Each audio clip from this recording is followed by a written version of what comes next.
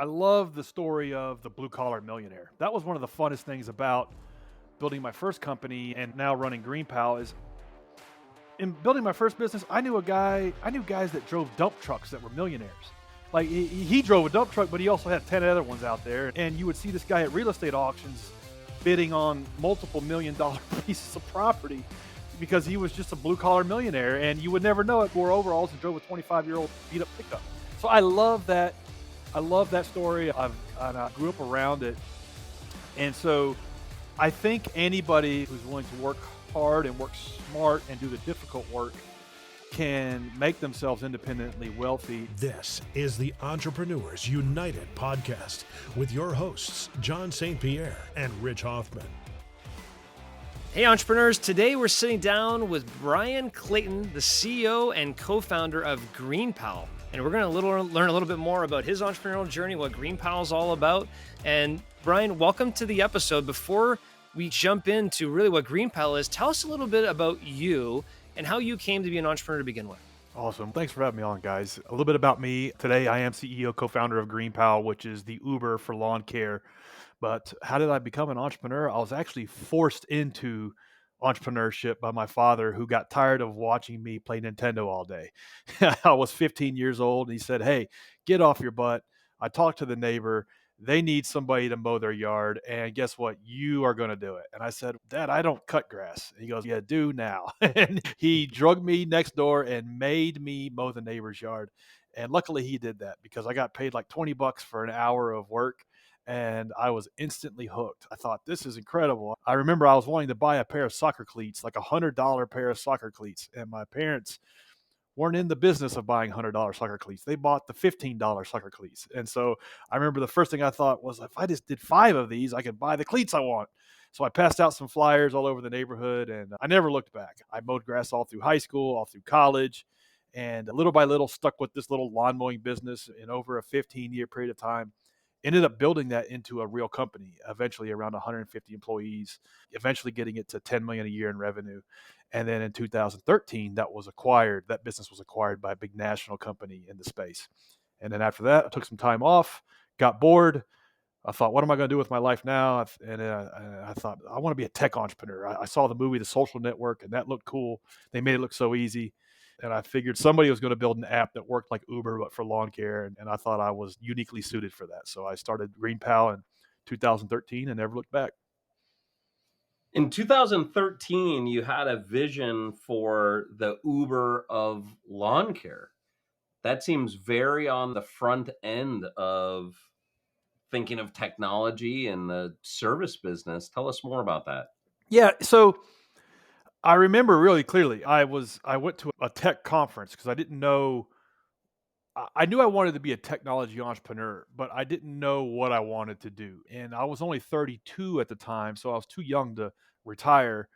And after selling my first company, I could do anything I wanted to do. It wasn't like I had to start a business to make ends meet, so I could swing for the fences almost. And so I thought, I want to be in the technology space, but I don't know what. And I remember I went to a tech conference called TechCrunch out in San Francisco in 2012, and I had heard about this Uber thing, but it wasn't ubiquitous back then. And I remember getting off the airplane. I thought, I'm just going to try it out. And I downloaded the app, and I had my own personal chauffeur pick me up at the airport and take me to my hotel. And I thought that was just magical.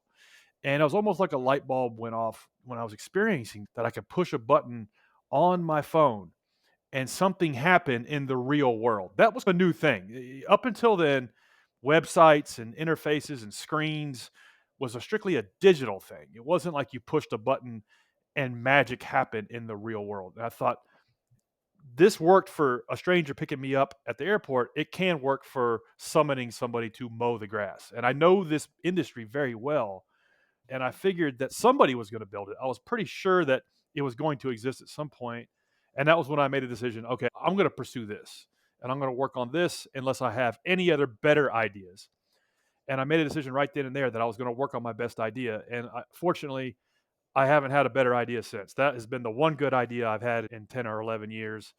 And so I've just focused on it. How do I make it to where a consumer, a homeowner can push a button and somebody who's in the lawn mowing business can show up and do a great job and make a good living doing that?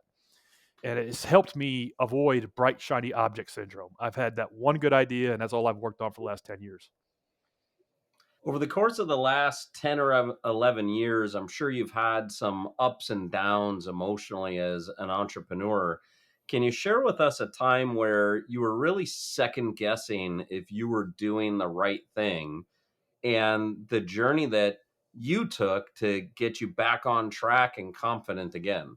Yeah, it wasn't ups and downs like a roller coaster. It was really just it was like a roller coaster that's just down all the time until it goes up. And it was all downs for a very long time.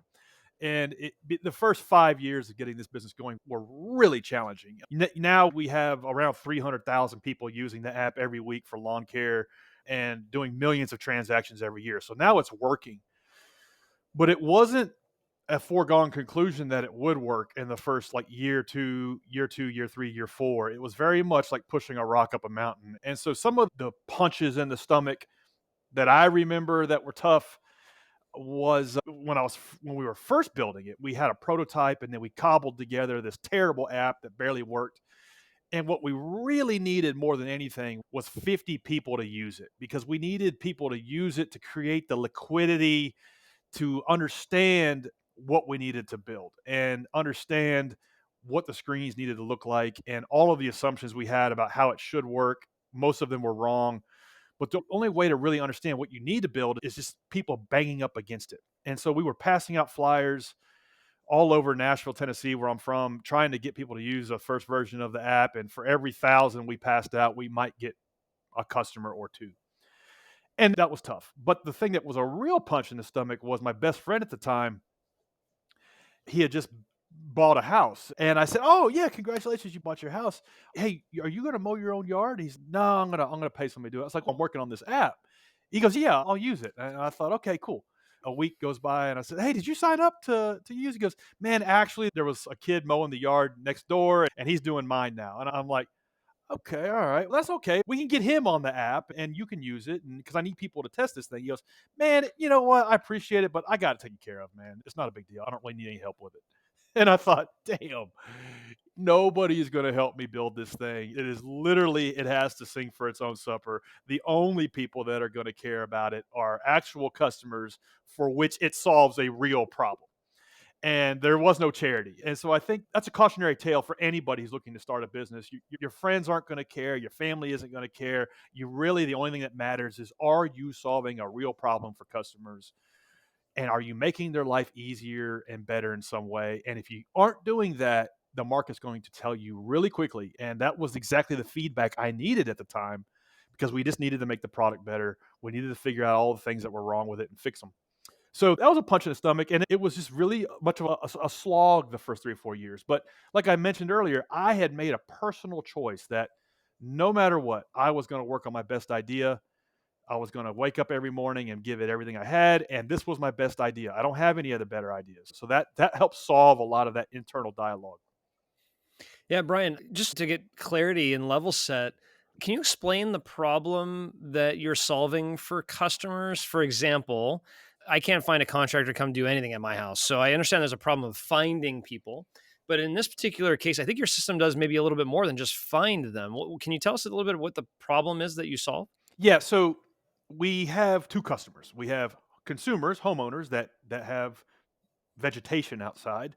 Somebody has to keep it short, and so they need somebody to do that. So ordinarily, the way you might solve this problem is that you would call around. There's no shortage of place where you can get names and phone numbers. There's Angie's List, there's Home Advisor, Thumbtack, Craigslist, Facebook Marketplace, and probably a dozen other places. And you can get you and Yelp. You can get a list of names and phone numbers and maybe some reviews about what other people have said, but that's about it. You still have to manually poll these contractors. So you got to call them, and you got to leave voicemails, and you got to try to figure out who has the best price and reliability, and you have to do all of that manually. And then you hire one, and maybe they might show up, maybe they might honor their price, and if they do, maybe they may show up for the rest of the season, maybe not. A lot of times they fall off the face of the earth and ghost you, and then you got to repeat this process all over again. And that is the problem for consumers. So with GreenPal, you sidestep all of that. You just pop your address in, you instantly in 60 seconds you get 5 prices back from lawn care services nearby you for how much they say it's going to cost to mow your yard. And then you can compare that with reviews that other GreenPal customers have said about them, but then also you can see how often do they show up on time. That is a very important metric that we measure on the platform, where we are able to understand who shows up every Thursday like they're supposed to and who doesn't. And so you can see this reliability rating is what we call it. And you have this very rich data around, okay, these are the contractors who are reliable as compared to how much they're charging, and these are the ones that aren't. And then I can make a better decision based on that than I could any other Yeah. way. And then you order somebody, put your credit card in, they come out and do it. If the job is done satisfactorily, you push to pay, and then you can set it up for the whole season with another touch of a button. So you go from Okay. finding, getting pricing, scheduling, and paying, and then setting it up for the season without even making a phone call. You don't even have to talk to them. In fact, most consumers that use our platform never even speak to or see their service provider. Some do, some want to, Yeah. but most don't. And what I love about it, Brian, is because I'm not trying to diminish exterior grass as a value versus someone's bedroom or kitchen or something like that. But the fact that you can just try a contract, hey, cut the grass, let's see if you show up on time, let's see how good Right. you do, and then I can commit to you later. It's a little non-intrusive for a consumer to have somebody do that, much like having an Uber come pick you up to drive you to the airport. Right? It feels comfortable. You don't need to do a full review on that person. If you have some mild reviews and pricing, you can go ahead and let's give this a shot. So I love that. Cost of I failure is mentioned really before we low. started recording that we had a little bit of a common background. Back in the late 90s, Rich and I worked with a company called handymanonline.com. I've heard of that. And it was a contractor referral service. You go online, you punch in your information. We were part of that early startup in 1998, Awesome. which later got venture funded out of Silicon Valley. We were growing like crazy. The dot-com crash happened. Everything went to crap. We Wow. ended up selling our assets to Service Magic. Service Magic became Home Advisor. Home Advisor merged with Angie. Yep. I was gonna guess that. I thought IAC was in there somewhere. That is cool, man. What a small world story. You were the guys behind that. That is awesome.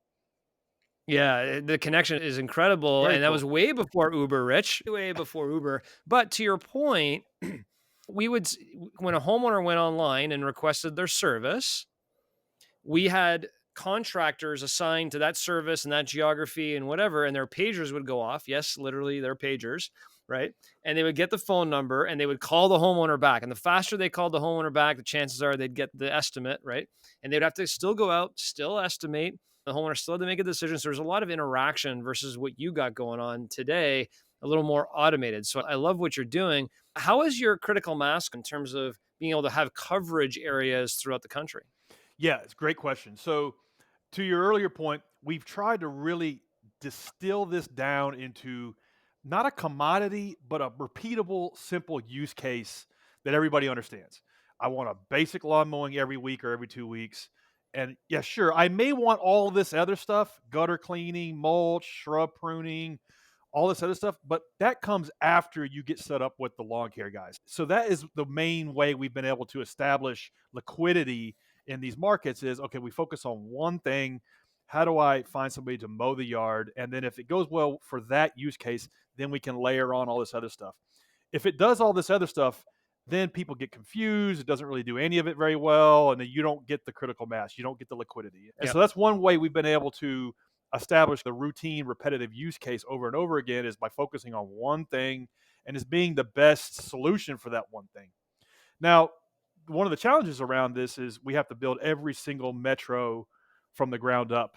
Yep. Every network is its own business. And we're in year 10 or 11 now. And one of the weird phenomenons that we have in the business is we'll have a city like Knoxville, Tennessee, do 5 times more transactions than a Seattle, Washington. And it's because we have critical mass in that city of the perfect amount of suppliers and consumers to where just the right amount of suppliers submit their pricing in the fastest time possible. And that yields really good pricing, really good reliability, really good convenience. Whereas if you're in a town where we don't have that type of liquidity, you don't ever get that kind of a flywheel effect to take place. You don't get the chain reaction of events. And these little individual markets can can spiral up or they can spiral down. And it's really Yeah. hard to reverse negative network effects once they take hold. You have to get in there and roll up your sleeves and figure out what's wrong and diagnose it and jumpstart the network again. And every single town is its own network. And that's one of the things that we learned the hard way when we first started rolling out. We started in Nashville, Tennessee. We spent 3 years just in Nashville. And it really sucked because here I am. I wanted to take over the world with my little lawn mowing idea. And I'm 3 or 4 years just in my own hometown because I knew there was no reason to scale this thing until the experience was really dialed in. And when we launched our second city, Atlanta, we thought, okay, we're just going to launch Atlanta. And what we learned the hard way was, no, you can't just launch a place like Atlanta. You have to build Smyrna, Brooksdale, Riverdale, Alpharetta, Marietta, Powder Springs, all of these towns around Atlanta is actually the metro. You actually get more transactions in those little towns than you do from just lawn mowing service in Atlanta. That's why one reason why it's taken us a decade to build this thing. Is we've had to go into every city, recruit the right amount of contractors, then market to consumers, then monitor supply and demand, and figure out where we're lean on supply, where we need more, and where it's a ghost town for customers and other places. So it's very much a roll your sleeves up, hand to hand combat, slog it out kind of business. Sure. So as you may not know this, but Rich and I represent America because the primaries for United States elections are held in Iowa and New Hampshire, the first two, right? Awesome, Rich is in Iowa and I'm in New Hampshire. awesome. How does GreenPal work in markets like that? Because I remember with Handyman Online, like we were going major metros. Like that's where you really get the critical mass, not, in somewhere northern New Hampshire or Maine or Iowa or North Dakota or whatever. How has your business been able to perform in those markets? It's strange, man, but the least sexy the town, the better we do. The Hmm. more blue collar, traditionally speaking, like we do so much better in a Buffalo, New York than we do in a Hollywood, California. We do better in a Peoria, Illinois than we do in a Miami, Florida. And I don't know why, other than I think that our consumer is a no nonsense blue collar type of customer. They aren't looking for a private gardener. They aren't looking for perfection in the lawn. They're working and they just want somebody to keep the lawn short every 2 weeks. That's the consumer profile of who uses our platform. And why is that? Is because if you're spending 5 or 10 grand a year on landscaping maintenance, your landscaper already calls you back. And if he doesn't, there's 5 other ones that want that business. But if you're spending $100 a month, it's crickets. Nobody wants that job, and because they can't make any money doing it. And our platform makes that type of use case super efficient. Where if you wanna spend $35 a month or $35 a mowing twice a month, we're able to package all of that up to 100 or 200 or 300 of these types of customers, so a contractor can roll through them, get them all done in the most efficient way possible, and get paid in 24 hours. Doesn't have to run accounts receivable on these low margin stops. And so now that customer goes from, it's kind of like the Uber experience. I went from having to call into 849-11111 for a cab company to get put into a phone bank, and then the cab never show up. Now I have a private driver for less money. And that's what Uber did for transportation. Gotcha. That's what we try to do for lawn mowing is, okay, you're spending $70 a month, but at least the guy's showing up on time and doing a good job. And that's the use case. And we have over 300,000 of those folks using it. And I think the more traditional and blue collar and the town is, the better we do. What's your vision on where you take this thing? So today you're at 300,000 customers. Where are things in the future? How many customers are you targeting? We're growing around 25-30% a year. We have for the last 5 years. And I made a decision when I started this business that no matter what, I was just going to do what it is I wanted to do, and I was going to do it as long as I was having fun. And so the last 10, 11 years running GreenPal and helping lead the team grow it, I've had some 100-hour weeks. We really worked hard in the early years to get this thing going. but I haven't really worked a day in 10 years because it's always what I wanted to do. That's going to be the case for me personally as a CEO. I'm always going to run this business so long as I'm having fun doing it, I'm enjoying it, and I'm relatively good at it. Now, we may reach a point when we reach 9 figures in revenue that we may find that I suck at it, that I'm ahead of my skis and I haven't leveled up my skills and I'm no longer the guy to lead it. And so then we may find a professional CEO or take somebody up on an acquisition offer. But for me personally, running the business, we haven't taken any outside capital, so we're completely in charge of what we do and where we're going, my two co-founders and I. And we'll continue to do this and grow this so long as it's working, we're having fun, and that to me feels like 1 million people using it. We're at 300K now, so maybe in 5 years or less, we'll be at 1 million. And to me, for some reason, that number feels good, like touching the mass market. When I started this business, I wanted to build something that would touch the mass market because I came from a traditional type of business, a landscaping construction company. And yeah, we had thousands of customers, but we didn't have millions. And so I think it'd be fun to be a part of something that big. Yeah, I just did the quick math, and it looks like in the year of 2029 is when you would break a Yeah, million there we go. 5 years. at 25% growth per year. Yep. Just want to check in, and if you don't want to go here, if it doesn't fit, that's fine. But if you wanted to go from 300,000 to 3 million Yeah. over the 10x. course of the next, say, 3 years, what would have to happen? What's holding your business back from just being explosive? Like, I'm picturing if you're on Shark Tank Yeah. and you're saying, hey, here's what I've done over the course of the last 10 years. And one of the things that the sharks ask is, what do you need?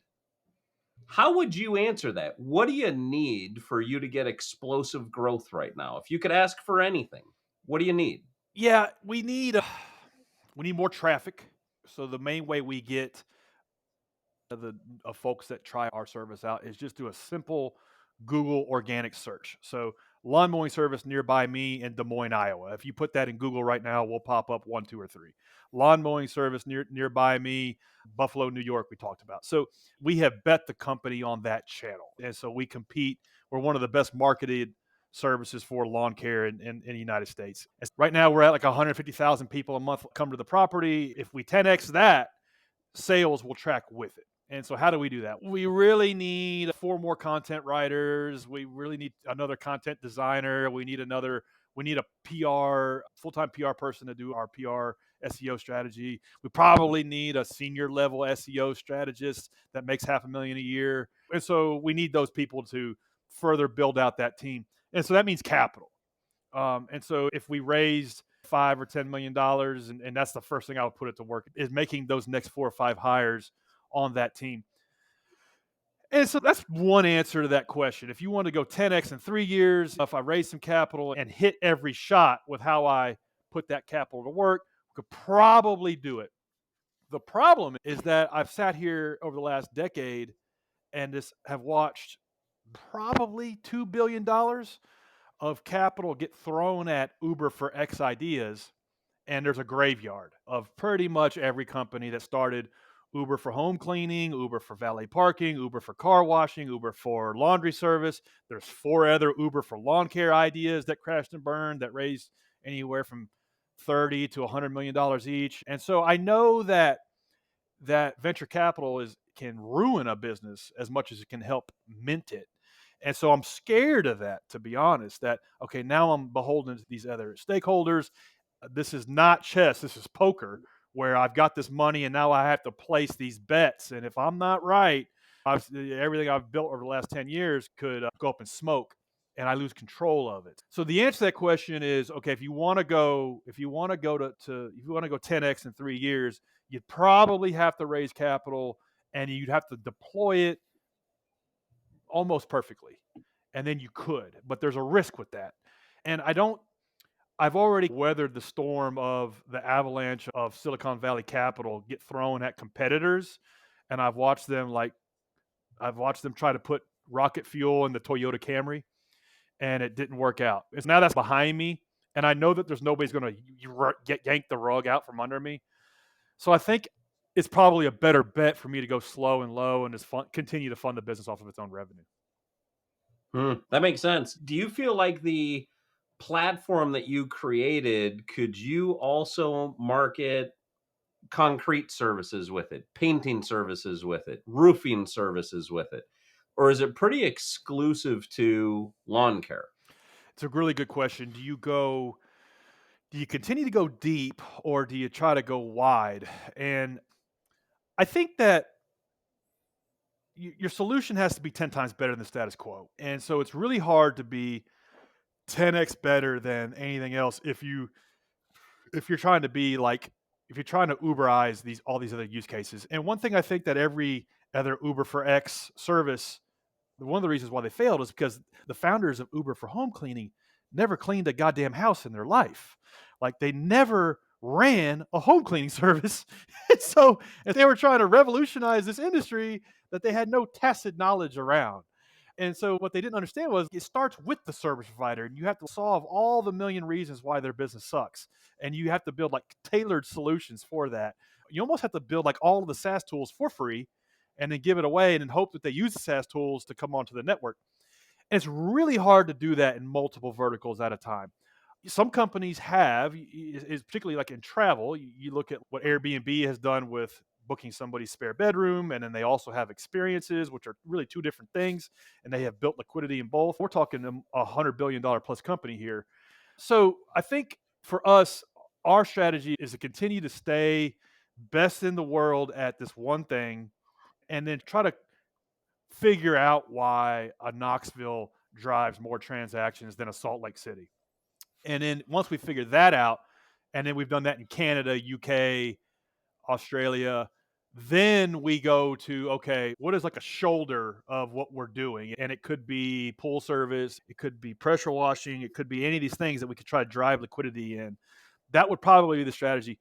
And one thing that makes this so top of mind is 4 years ago, we decided that because our business flatlines from December, January, and February, that we're going to bolt on snow plowing. Most of our contractors do it. Every one of our homeowners in the markets that get snow want it. And so we built a whole kind of parallel system and a parallel network that runs in tandem with GreenPal for snow plowing. And that has been so damn hard and has we haven't made a dime off of it. And it has further reinforced kind of my suspicion that you just focus on the main thing and don't try to do anything else. If I put a couple puzzle pieces together in your answer here, in the what comes first, the chicken or the egg scenario, in other words, service providers or customers, which one comes first? I think what you just pointed out is your strategy is to go with a service provider first. And the first thing you need to do is provide solutions to the service provider. And in order to do that, you really have to understand their business. So even if you had the tech that could work across other businesses, you don't understand plumbing business or the roofing business. What you understand is a lawn care business back from when your father forced you into being an entrepreneur all the way back there. Like you understood the pain points of being a service provider of lawn care. And that has been part of what you've been able to build your platform by is you understand the problems, therefore the solutions for lawn care providers, and you don't understand them for other industries. Therefore, it may not make sense to expand. Nailed it. Did I capture that? Nailed it. That's exactly right. And to add to what you just said, if you're trying to do something like this, if small business owners in that vertical, in that niche, in that industry don't love it, then you don't have a product to sell to consumers. So you have to build the tool set, build the solutions, make their life better. What are the three things that keep them awake at night? You have to solve those problems for free, and then you have them on the shelf, so to speak. You have them modulated as much as you can to where then a consumer can order them off the shelf like they order on Amazon because now they're modulated on your platform and you have the liquidity to where they're delivering pricing, they're delivering on-time service, and then you're closing the loop on that with reviews and ratings, and then you try to get a little bit of like a repeatable use case going around that one thing, and you are enriching the lives of those vendors and then they're ready and they're on the shelf ready to be hired by consumers. And it's really hard to do that with more than one thing at a time. You have to focus on what are the key problems that I'm solving in the day in the life for this service provider. If you said, okay, hey, you got to do it, you got to do everything all over again for plumbers. What are you going to do? The first thing I'm doing is I'm calling up like a mid-sized plumbing company in my town and said, hey, listen, I will work for you for free for 3 months. All I want to do is just be a helper for your lead technician, and I just want to follow him around and look at all the reasons why his life sucks. And then I'll do that again for 3 months for a sole proprietor, like who's just him and trucking a truck, who's doing everything, the marketing, the office management, the billing, the actual work. And then I would try to figure out what those things are, and then I would build a system based on that. If you're not willing to do that, it's really hard to know how to innovate and how to solve problems for whatever vertical you're tackling. Bryan, we talked a little bit earlier about our connection through industry and how we were part of a contractor referral service and handyman online, and how the similarities to GreenPal. But there's another connection. And there's a reason why I love your story. There's a lot of entrepreneurs that aspire to build very large companies that do chase the shiny objects, that do raise capital, that does dilute their equity, that do lose control of the ship, that do fall off the cliff. And I recently just wrote a book called The $100 Million Journey. Awesome. And I talk about 7 principles of entrepreneurial success, because I was that entrepreneur who did raise capital, lost control of my company, and got fired from my company after 15 years of building it. And you're 13 years in, excuse me, you're 10 years in, 11 years in. Imagine doing this for 4 more years and losing it all. I am sorry All the hard work in Nashville. I'm sorry for Right. being so cavalier about describing that scenario, but it's exactly the scenario you went through and lived and have the 100%. scars that terrified me. And so that story And they needs to should be told terrify more. you. It needs to be told more. It does. And guess what? So I have 7 principles in this book, Bryan. Principle 1, protect and grow your own equity. Yeah. Never give equity away. Never let yourself get diluted to lose control. Principle 2, build your own capital. Because if you don't build your own capital and have to bring in investors, guess what? It violates principle 1. You lose your equity. Yep. 3, reinvest smartly. Don't go chasing shiny objects. Go deep in what you're best at and focus on that and be the best in the world at what you do. So I can keep going through the principles. It doesn't really matter. But at the end of the day, we're so connected through the messages that you're sharing with our entrepreneurs here today. But there's one real important message we did not talk about yet, and it's not lost on me, that you also built a landscaping business, grew it to 150 employees, and grew it to $10 million plus in revenues, and then sold it. Can you talk to our entrepreneurs about the process of building something? And someday I'm sure you're going to do the exact same thing with GreenPal. You're going to grow it to a point where you're like, okay, now I'm going to take the exit of what I've built, but I'm going to do it in my terms, on my control, with patient ambition. Talk to us about the exit with your prior company, and how was that process and how did it go? First off, I love the story of the blue collar millionaire. That was one of the funnest things about building my first company and now running GreenPal. Is in building my first business, I knew guys that drove dump trucks that were millionaires. Like he drove a dump truck, but he also had 10 other ones out there. And you would see this guy at real estate auctions bidding on multiple $1 million pieces of property because he was just a blue collar millionaire, and you would never know it. He wore overalls and drove a 25-year-old beat up pickup. So I love that. I love that story. I grew up around it. And so I think anybody who's willing to work hard and work smart and do the difficult work can make themselves independently wealthy in almost any home services business, including lawn care, HVAC, painting, pool service, pretty much any one of these service-based businesses, if you're willing to do the difficult work. And what I mean by difficult work is we're sold this myth. We're sold this lie that if you work really hard, you'll be super successful. And the reality is you do have to work really hard in the business, but you also have to make time for the difficult work, which is working on the business and then working on yourself. And a lot of people don't talk about that. So I think as a founder of a small, simple business, you're doing three things at one time at once. You're working in the business. So in my case, I was mowing yards. I was making sure customers were happy. I was making sure the lawn mowing blades were sharp. I was changing the oil in the truck, working in the business. And then the second thing is you're working on yourself. You're working on the business. Okay, am I making money on these stops? What does my estimating system look like? Am I high or am I low? How much business am I winning? What does my marketing strategy look like? How am I making the phone ring? What's my employee training system look like? I'm only able to keep a guy 6 weeks. Why is that? Let me fix that. Let me work on the business. And then the third thing is you're working on yourself. I suck at leadership. I suck at management. I don't know how to do bookkeeping. I don't know how to do copywriting. I don't know how to design a decent looking advertisement. All of these things. So you have to acquire the skills to play certain levels of the game. And in the early days, maybe it's Monday through Friday in the business, Saturday on the business, Sunday on yourself. But you got to be willing to go all in. It's a full contact sport, and you have to do all three of these at once. And then as time goes on, maybe year 4 or 5, you can invert those, where maybe it's just 10 hours a week in the business, and then the rest is on the business and then on yourself. And before you know it, you start to build a system around you and a process around you. And now you are a totally new person. You've acquired all of these skills. You're looking at yourself 5 years ago. You don't even recognize yourself. That's one of the beauties of running a small business with everything you got. And that's how you get from 250K to 500K to a million to 5 million to 10 million, is by, I think, running that process and being aware of when you're working hard and when you're doing difficult work. And you got to make time to do the difficult work. Most people don't want to because it's mentally painful, but that to me stands out as the difference. Wow, great nugget there. If I recap that, it's you have to divide your time between working in the business, 2 on the business, 3 on Right. yourself. And unfortunately, too many entrepreneurs work really hard, but they're spending 100% of their time in the Right. business, 0% of the time on the business, 0% of the time on their self. And they drown. They're exhausted. They're out of shape. They're not spending enough time with their family. They're all over the place. They're stressed out.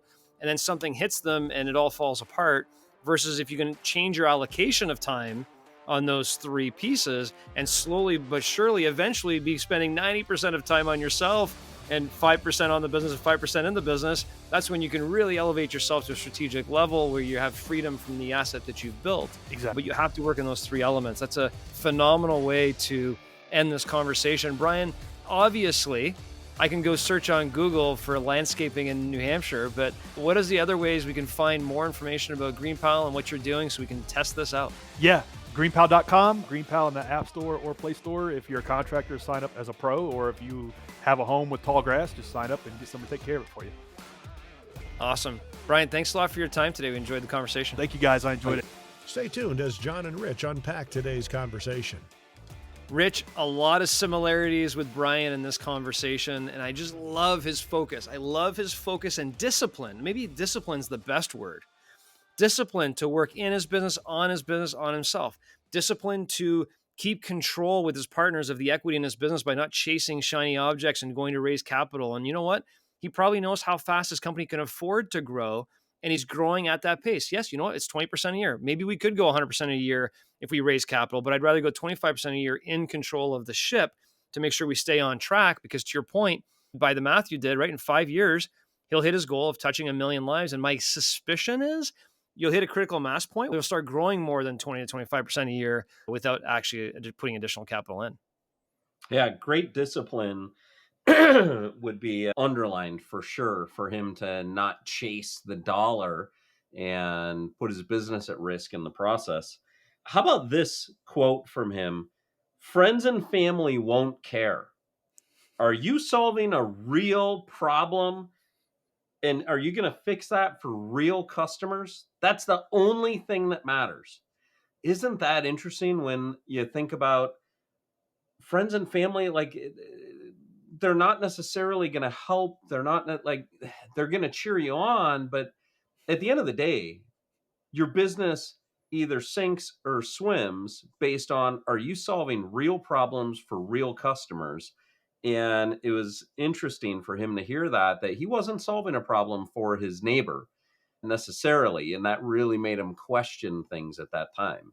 Yeah, and certainly as an entrepreneur, when you grow your business, you certainly look for the love and support of your friends and family. But you have to expand beyond that, especially if you're trying to build a national tech company, right? You have to hit the masses, and it has to really work.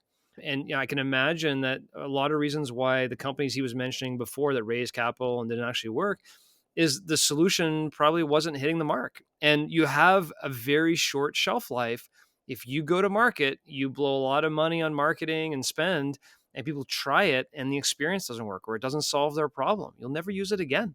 There's countless apps that I've had on my phone. I'm starting deleting some of them that I did it, I tried it, didn't work, didn't solve my problem. I never go back to it again, even if they solve the problem afterwards, the problem that I had with their application. So I think it's really important to go slow. I love the way he did market by market. Rich, there are no tech companies today that are like, let's do this. Let's go market by market, roll up our sleeves and walk around and hand out 1,000 flyers downtown Nashville. Once we get Nashville going, then we'll move to the suburbs of Atlanta and do the country like that. That doesn't happen anymore. But guess what? That's the slower race to building something that's sustainable, building your own capital to grow your own business so you don't have to give up equity. It hits so many marks that I truly believe in as an entrepreneur. And just again, I can't reiterate it enough, the discipline and patient ambition that Bryan has to grow his company is something that all entrepreneurs need to hear.